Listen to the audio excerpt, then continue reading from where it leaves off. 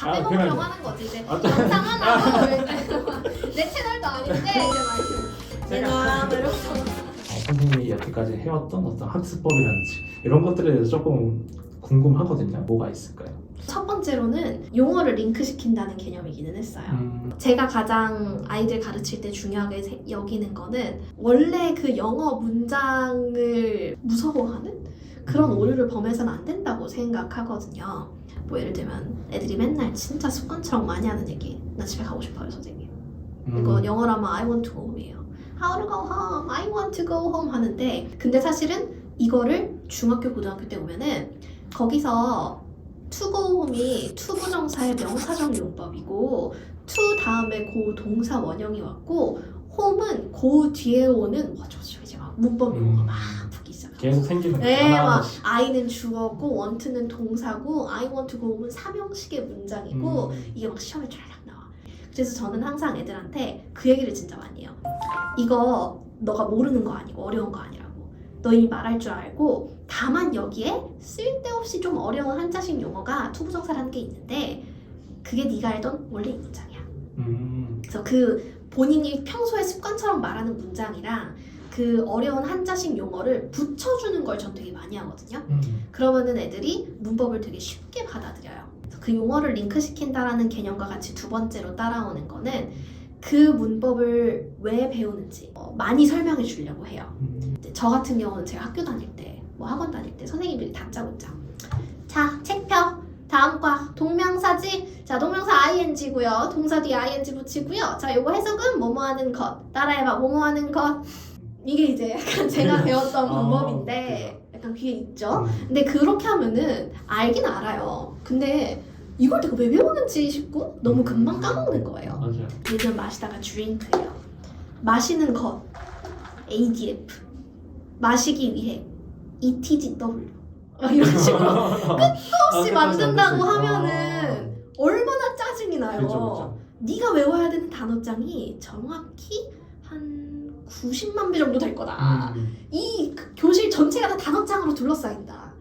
근데 동명사라는 게 딱 생기면 거기에 ing가 딱 붙는 순간 마시다가 마시는 거죠. 아, 얘가 왜 태어났는지 이해를 한 거예요. 그러네, 나도 한국어로 마시다. 엄마 나 마실 것 좀 필요해요 하잖아요. 근데 마실 것 좀 필요해 대신에 엄마 나 뭐 책상이 좀 필요해 이런 식으로 바꿔서 말하는 거 생각해보면 너무 힘드니까 선생님 영어계나 합리적인 언어네요 막 이러면서 되게 좋아한단 말이에요. 그런 것들을 좀 많이 가르치려고 합니다. 그리고 그렇게 배운 애들은요 절대 안 까먹어요.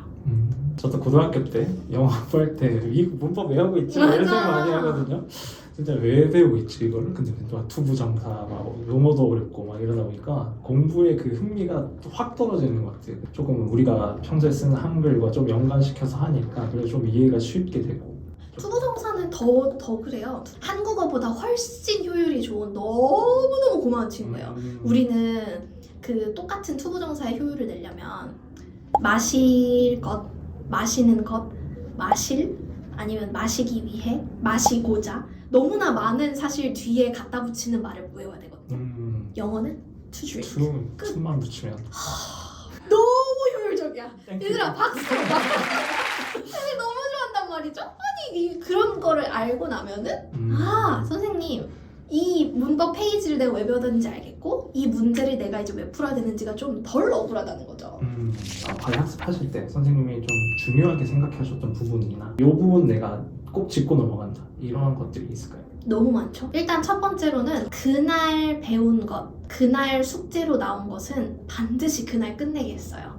만약에 그날 그 친구가 단어 시험 제시를 걸렸어요. 저는 그 친구가 통과할 때까지 집에 안 보냅니다. 아 진짜요? 절대 안 보냅니다.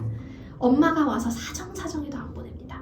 그거를 동의하시는 분들만 받았어요. 그래서 저랑 과외하실 때 맨 처음에 과외 수업 안내서랑 그 이제 동의서에 사인을 같이 했거든요. 그런 부분들이 다 안내가 돼 있었어요. 그리고 하나 더 중요한 거는 백지 테스트였어요. 제가 이걸 빅 테스트라고 불렀는데 그 친구가 예를 들면 뭐 아까 천일문 얘기했으니까 계속 천일문 얘기할게요. 천일문의 챕터 1을 끝냈어요. 챕터 1이 1과가 SVM, 2과가 SVC, 3과가 SVO 1, 2, 3, 4, 5형식 할게요. 네. 그러면은 이제 그 부분을 묶어가지고 다음 시간에 빅테스트 본다? 라고 해요. 빅테스트는 뭐냐면 이제 아이가 평상시에 적어오는 복습 노트였어요.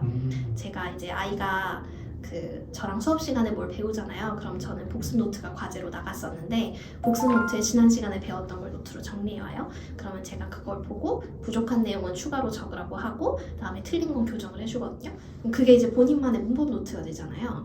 그거를 거의 똑같이 베껴 적는 게 목표인 테스트예요. 180점을 넘기면 통과. 되게 커트라인이 높은 거 아닌가요? 당연히 근데 그걸 모르면은 다음에 뭐하러 와? 네, 180점 넘으면 통과 아니면은 무한 제시. 근데 그렇게 하면은 이제 7등급 학생이 2등급 되고 1등급 되고 해요. 효과가 확실하네. 미친 듯이 확실하죠. 그렇게 하면 무조건이에요. 네. 근데 그걸 못 견딘다. 그럼 이제 바이바이.